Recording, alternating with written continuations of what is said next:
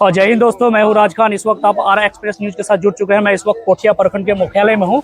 यहाँ पे महागठबंधन की तरफ से एक दिवसीय धरना प्रदर्शन किया गया है और बहुत सारी समस्याएं देश का वक्त और हालात देखते हुए महागठबंधन की ओर से एक दिवसीय धरना किया गया है। यहाँ पे जो जिला के रिसेंटली जो आरजेडी के जिला अध्यक्ष जनाब कमल दास साहब मौजूद है। आइए, बहुत सारे नेतागण यहाँ मौजूद, आइए हम लोग सर से बात करेंगे। तो आइए बात करते हैं यहाँ के जो आरजेडी के जिला अध्यक्ष एवं पूर्व विधायक जनाब कमल दास साहब हमारे साथ मौजूद है। सबसे पहले सर, हमारे न्यूज चैनल में आपका स्वागत है सर। आपका भी न्यूज चैनल को बहुत बहुत मुबारकबाद कि आज महागठबंधन के धरना में आप आए और हम लोगों से बाइट लिए, इसके लिए आपको बहुत बहुत मुबारकबाद। सर बताइए, ये जो एक दिवसीय धरना प्रदर्शन किया गया महागठबंधन की ओर से, क्या पर्पस है? ये पर्पस है, आज जरूरत है देश को, हमारे जितना भी घटक दल के नेता हैं सारे लोगों ने बिहार में बैठ करके, ऐसे तो पहले से ही हमारे तेजस्वी यादव जी, नीतीश कुमार जी पूरे देश में सभी मुख्यमंत्री से मिले जा करके, चाहे वो बंगाल हो, उड़ीसा हो, झारखंड हो, चाहे यूपी हो, सारे लोगों से मिल करके ये संदेश देने का काम किए कि अभी जो देश जिस संकट से गुजर रहा है, इस संकट से निकलने के लिए सारे दल को एक होना पड़ेगा और सारे को संगठित होना पड़ेगा। जब तक हम लोग संगठित नहीं होंगे, एक नहीं होंगे, ये जो गद्दी में बैठ करके हिंदू मुसलमान का राजनीति करता है, ये जो मंदिर और मस्जिद का राजनीति करता है, ये हटेगा नहीं। इसलिए सारे लोगों को एक होना पड़ेगा। ये जरूरत महसूस बिहार में भी किया गया। तो बिहार के सभी घटक दल के लोगों ने बैठ करके, हमारे जगदा बाबू भी उसमें थे, सारे लोगों ने ये तय किया कि सिर्फ किशनगंज नहीं बल्कि बिहार के सभी प्रखंडों में एक दिवसीय महाधरना का जो 6 घटक दल है, 7 घटक दल है, सारे दल को लेकर के एक महागठबंधन करना है। महागठबंधन का लेकर के एक आह्वान करना है, लोगों तक इस संदेश को पहुंचाना है, लोगों को इस बात तक पहुंचाना है कि ये जो केंद्र में बैठ करके राजनीति हिंदू मुसलमान का करते हैं, इस राजनीति को खत्म करने के लिए हम लोगों को एक होना पड़ेगा। महंगाई, बेरोजगारी, भ्रष्टाचारी, जाति जनगणना आधारित सारा मुद्दा इसमें शामिल है। इन सारे मुद्दों को लेकर के आज हम लोग महाधरना में बैठे थे और महाधरना से एक संदेश पूरे लोगों को, पूरे देशवासियों को, पूरा जिला वासियों को, आप लोगों के माध्यम से जाएगा कि हम लोग अब संगठित हो गए हैं।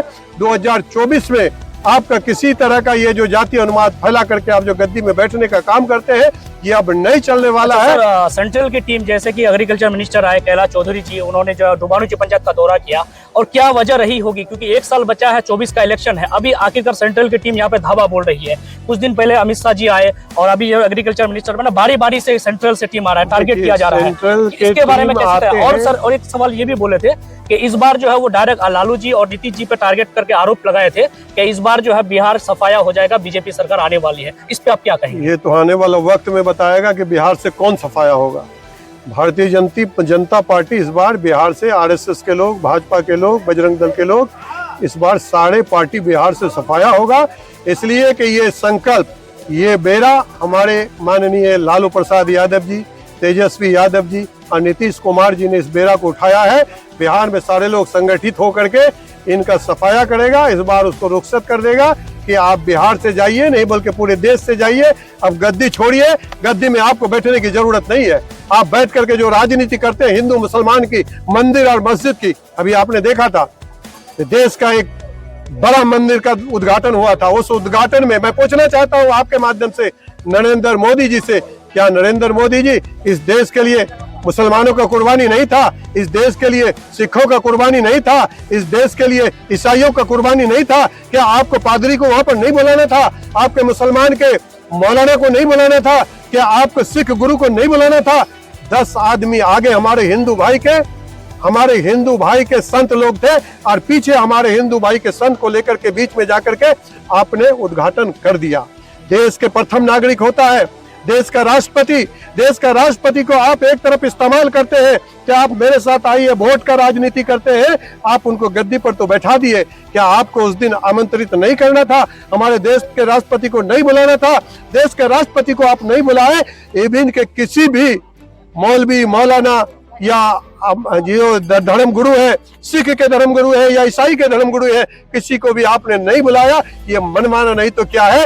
ये 2024 में अगर गद्दी में बैठेंगे तो अपना संविधान चलाएंगे। हमारा जो संविधान है जो देश का संविधान है, देश संविधान से चलता है, मनुवादी से नहीं चलेगा। जो ये मनुवादी संविधान को लादना चाहते हैं, लागू करना चाहते हैं, ये कभी कतई कामयाब होने हम लोग नहीं देंगे। हमारे जो नेता है आगे बढ़ चुके हैं। एक सवाल और सर, बिहार में महागठबंधन की बात करें आप लोग, रिसेंटली जो जीतन राम मांझी के बेटे जो है महागठबंधन से टूट हो चुकी है, इसके बारे में क्या बोलेंगे? ये टूट नहीं हो चुकी है, ये इन लोगों का तो साजिश ही वही है। इन लोगों का साजिश वही है कि एक एक करके तोड़ो, फूट करो और राज करो। अभी हमारे जीतन राम मांझी जी को लॉलीपॉप दे दिए हैं कि आपको गवर्नर बना दिया जाएगा, इसलिए ये पार्टी अब टूट रही है। अब सवाल है कि टूटने वाला जो टूटेगा, एक टूटेगा तो 10 जुटेगा। बिहार में ये अब चलने वाला नहीं है। ये जो तोड़ फोड़ का राजनीति करते हैं, ये जवाब आपको कर्नाटक में दे दिया। कर्नाटक में आपको जवाब दे दिया। किसी भी संविधान ये इजाजत नहीं देता है कि आप कुर्सी पर बैठे हुए हैं, ऊंचा आला कुर्सी पर बैठे हुए आप धर्म के नाम पर राजनीति करते हैं। आप जाकर के कर्नाटक में आह्वान करते हैं कि बटन दबाने के लिए जाओगे तो पहले बजरंग बली का नाम लेना। अब बजरंग बली का नाम लेकर के बटन को दबाओ तो बजरंग बली भी देखे कि इन्होंने तो राम को बदनाम कर दिया, राम का चरित्र को बदनाम कर दिया। बजरंग बली को भी बदनाम करने के लिए कर्नाटक आए हैं। बजरंग बली ने उनको अपनी ताकत दिखा दिया कि वहां पर सत्ता परिवर्तन हो गया। इसलिए अब ये सब चलने वाला नहीं है। अब सब लोग जाग चुके हैं। देश में 85% जो दलित, महादलित, अत्यंत पिछड़ी जाति, आदिवासी है, सब अब जाग चुके हैं। सबको जगाने का काम हम लोग कर रहे हैं। सारे लोग अब जागेंगे और जाग करके 2024 में इनका सफाया करेंगे और देश के गद्दी पर सेकुलर का सरकार बनेगा और ये मोदी जी अब यहाँ से जाएंगे। चलिए, बहुत बहुत धन्यवाद सर। तो ये थे हमारे साथ पूर्व विधायक कमल लोधा साहब, और इन्होंने कहा कि इस बार जो है बहुत मजबूती से ये लोग जो महागठबंधन सत्ता में आएंगे, और उम्मीद करता है हम लोग बात करते हैं यहाँ पे और भी कांग्रेस के कार्यकर्ता है, उनसे भी हम लोग जानने की कोशिश करेंगे। सबसे पहले बताइए, आप जो धरना प्रदर्शन, एक दिवसीय धरना प्रदर्शन, इसके बारे में बताइए थोड़ा। ये देखिए, ये सबसे पहले तो महागठबंधन के जो आला कमान है उनके निर्देश अनुसार ये धरना हुआ है। ये धरना का मकसद यही है, मैं शॉर्ट में आपको एक मिसाल तौर पर बता दूं। जैसे कि आप जानते हैं कि किसी गांव में, हमारे क्षेत्र में या हमारे गांव में किसी गांव में अगर आग लग जाता है तो सारे लोग मिलजुल कर आग बुझाने निकल जाते हैं। इस तरीके से महंगाई और बेरोजगारी से और जात पात के धर्म से हमारे देश में आग लगा दिया है मोदी सरकार। उस आग को बुझाने के लिए सारे दल इकट्ठा हुए हैं और इंशाल्लाह इस आग को बुझा करके 2024 में मोदी को विदाई देंगे और महागठबंधन की सरकार को बनाएंगे। अच्छा सर, कहीं ना कहीं ये खटक रही है, ये आम पब्लिक का सवाल है, क्योंकि अभी रिसेंटली 24 में इलेक्शन है, अभी आप लोग को ये धरना प्रदर्शन करने की आवश्यकता क्यों पड़ी? देखिए, क्योंकि इससे पहले भी आप कर सकते थे। नहीं, इससे पहले भी बहुत सारा हुआ है। अभी साल भर है, चुनाव का कोई मुद्दा नहीं है, लेकिन जनता के हित में ये हुआ है। हम भी जनता है, महंगाई से हम लोग जूझ रहे हैं, युवा बेरोजगार हैं, हम भी बेरोजगार हैं। इस बारी से जानने की कोशिश कर रहे हैं महागठबंधन में जो वरिष्ठ नेता, सीपीएम के जो वरिष्ठ नेता है, काफी सीनियर है, और इनसे भी जानेंगे। ये भी मौजूद है सर से कि सर आज जो आप लोग जो एक दिवसीय धरना प्रदर्शन किए, इसके बारे में संक्षेप में बताने की कोशिश करें। देखिए, आज जो देश की हालत है, सब परेशान है, किसान परेशान है, मजदूर परेशान है, नौजवान परेशान है, महंगाई चरम सीमा पे चली गई है, और मोदी सरकार सिर्फ लोगों से झूठा वादा करके वो सत्ता पर बैठा हुआ है। 2014 में जितनी बात कहा था वो आज नहीं कह रहा है।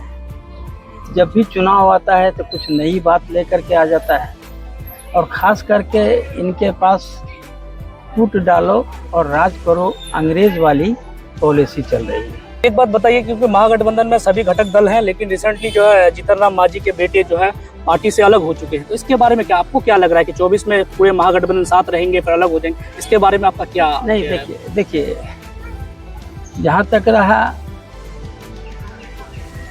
निजी स्वार्थ या अपनी राजनीति करने वाले लोगों की, तो वैसे लोगों की भी कमी देश में नहीं है। कुछ लोग समर्पित राजनीति कर रहे हैं, वैसे लोग हैं जो इस देश को बचाए हुआ है, और वो लोग सब रहेगा, इसमें कोई शक नहीं है। और जिनको भागना है, आना जाना है, तो जीतन राम मांझी के लड़का हो या वो स्वयं हो या जो लोग भी हों, कुशवाहा जी चले गए, नीतीश जी के भक्त थे लेकिन चले गए। तो ऐसे लोगों को लोग हैं जो जाएंगे, लेकिन हमको भरोसा है कि ज़्यादा से ज़्यादा राजनीतिक पार्टी के लोग, विपक्षी लोग एक साथ रहेंगे। गठबंधन की ओर से कि भाई आप सतर्क हो जाएं, अगर आप सतर्क नहीं होंगे तो हम भी बर्दाश्त नहीं करेंगे, क्योंकि पब्लिक से अगर आप उनको परेशान करेंगे तो हम किसी हाल में आपको नहीं बख्शेंगे तो सर, ये अगर सवाल करें महागठबंधन में है, अभी सरकार आपकी है, तो इस तरह अगर मनमानी करेगा तो आप लोगों को ध्यान देना होगा ना, क्योंकि विधायक जी आपके घर के हैं, एमपी साहब घर के हैं, और महागठबंधन से अगर इस तरह के करप्शन कर रहे हैं तो इसको बढ़ावा कौन दे रहा है, आप बताइए। इसीलिए बढ़ावा तो पहले से उनको जो है बीजेपी की तरफ से था, लेकिन आज हम लोग ये नहीं, एक विशेष पार्टी में नहीं, अभी रिसेंटली की अगर बात करें, ठीक है, पहले अगर वो लोग था करप्शन किया था, अभी आप लोग सरकार में है, तो आप लोग क्या कर रहे हैं? हम लोग उनको यही कह रहे हैं कि आप लोग जो है हम लोग आपके साथ दे रहे हैं, आप लोग हमारा साथ दीजिए, लोगों का अच्छे से काम कीजिए, लोगों का अच्छे से काम कीजिए और पैसा वगैरह मत मांगे, लोगों को परेशान मत करिए। आपका नाम सर? मेरा नाम है अब्दुल रज़ाक। तो ये था सारा अपडेट आज दिन भर का। मैं राज खान, मेरे सहयोगी मुबारक भाई कैमरे के पीछे। बने रहिए हमारे आर एक्सप्रेस न्यूज के साथ। फिर मिलते हैं अगले अपडेट के साथ, तब तक के लिए सवाल है।